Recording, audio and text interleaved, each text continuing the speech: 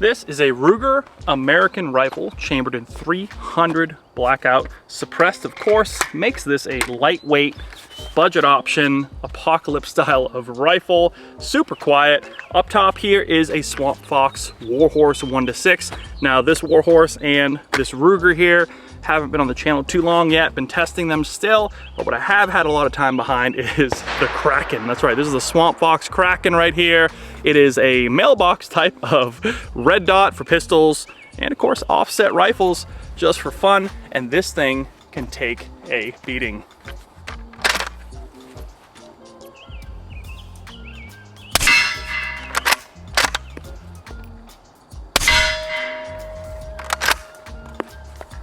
"10 yards with the Swampfox Kraken on my CZ-P10C. Got about a mag and a half. I think there's a half mag in here. Got a full mag on my belt. Let's burn through it. See how the Kraken does. Maybe do a little torture test for a second too.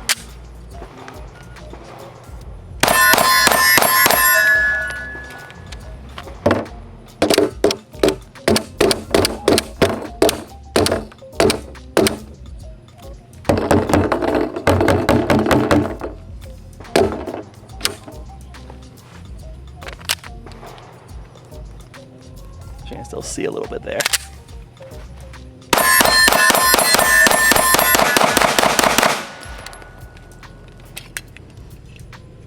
It runs, and it's accurate. A little scuffed up, but that's what these tests are for.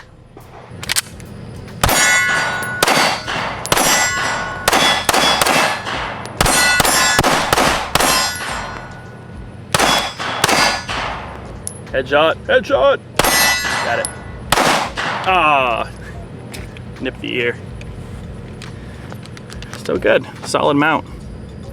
Swampfox is known for their rugged designs, crystal clear glass, and that nice price point, more of a budget option sight, whether it's a scope or a red dot, and they even have prism sights now. Did a full review on that already on their Raider, and that's held up great, and so has the Kraken. Now what's interesting about the Kraken is, of course, it's a red dot, 3 MOA, 16mm lens, and it also has abilities to accept RMR and MOS footprints right out of the box. So this is an RMR offset mount here. But what's interesting is this right here, you can kind of see, is a plate in itself that Swampfox provides, where this sight actually drills into this plate and screws down tight, and that plate is what's screwed onto the RMR footprint or the MOS footprint. You kind of see down in there's a couple of screws holding on there, and here are the side buttons here.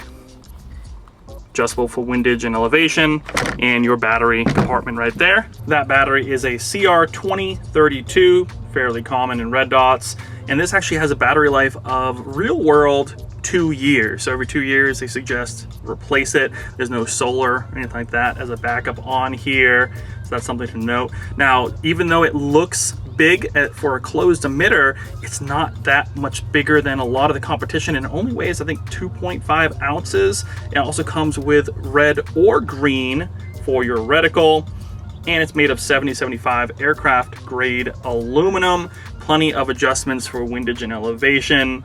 You also have that waterproof, shockproof, shake awake as well. So all the best features you're used to in a lot of the modern red dots, the Kraken has.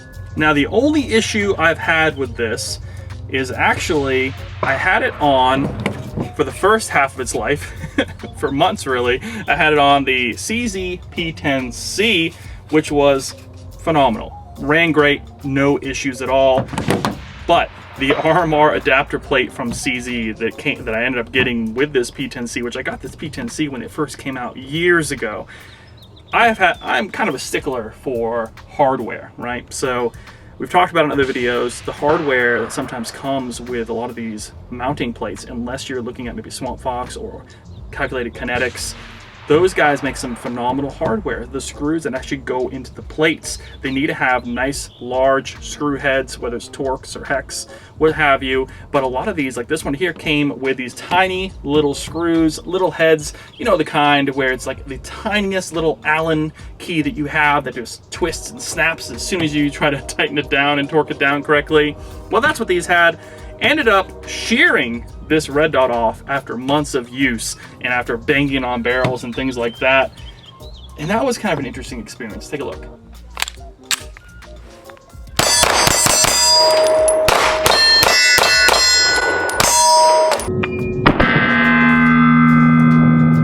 So I ended up salvaging the actual screw threads, I would say, in the slide. No issues there. Ended up just taking a little drill, going little by little, and having, I think it's a left-hand drill bit you can get, that I end up having a bunch of those, and I used those to extract a snapped off screw, and it was really garbage hardware. So I ended up grabbing this box that it came with from the Kraken here, grabbed some spare screws, threw them into here, threw a different red dot on here.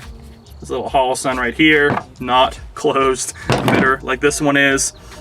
And then I went and took the extra screws that I had, screwed this down to this Ruger American for further testing, and it's held up great ever since, and no issues now with the new screws in the CZP-10C.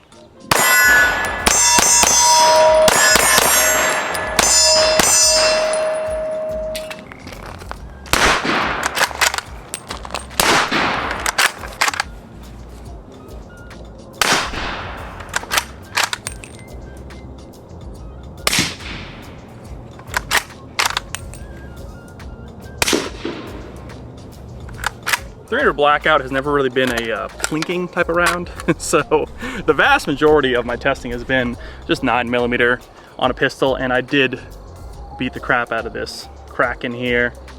Even shows a lot of the wear and tear, but still holding up, still going strong.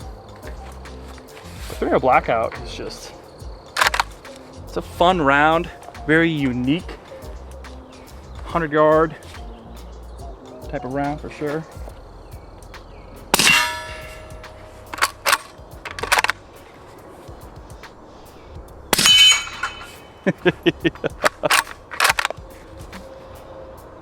I don't know if I can anything with this dot. Let's see. Hey!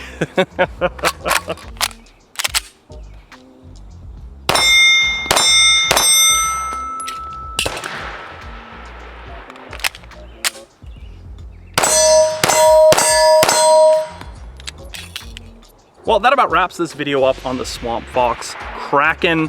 I'm gonna still use it some more. I might kind of mess around with it on what I want to place it on. I did some offset testing here, of course handgun testing, but really if you're in the market for a rugged closed emitter red dot, this might be your best bet. Think subgun MP5, think something like maybe an SBR, something where you want something more rugged than a lot of the smaller little red dots. I mean, they make some similar size to this that are closed emitter as well, but this one seems to take a beating. You might want to go with this. Plus that side button right here, these sides here, I mean, it's a sleek design, nice and flat on the left. And if you know anything, if you're opening your eyes both at the same time when you're shooting, you really want to clear left side. A lot of them have knobs and things like that. So, well, starting to rain here.